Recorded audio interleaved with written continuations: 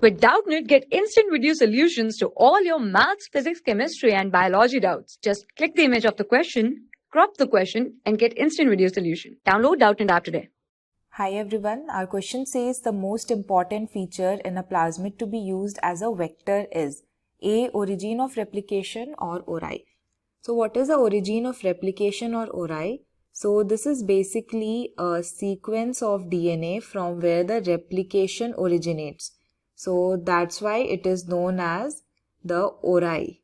So sequence from which replication starts or originates.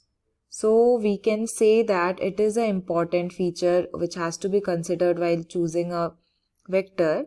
ORI has to be present, but let us look at other options to see which one is the most important.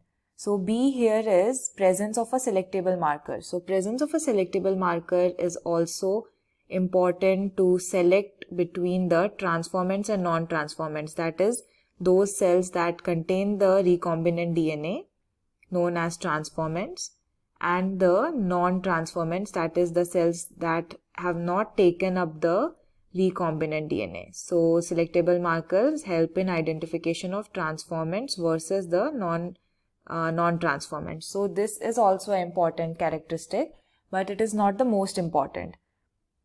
Now C here is presence of sites for restriction endonuclease.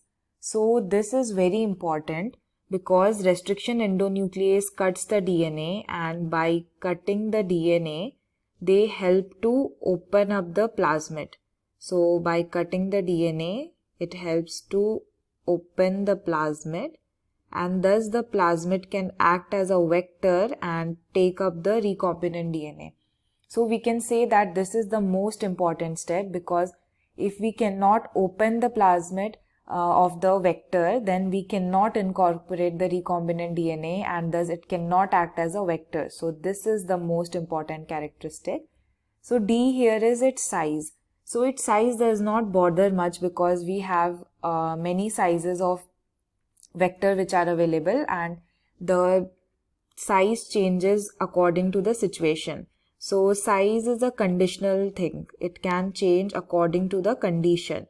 Some require a very small plasmid, whereas others require a very large plasmid. So we can see here that the correct option is option C, that is presence of restriction endonuclease, because it helps in open the plasmid, and thus plasmid can incorporate the recombinant DNA, and if we cannot open, it cannot incorporate the recombinant DNA, and it cannot be used as a vector. So correct option here is option C. So this was the answer. Thank you. For class 6 to 12, IIT JEE and NEET level. Trusted by more than 5 crore students. Download Doubtnut app today.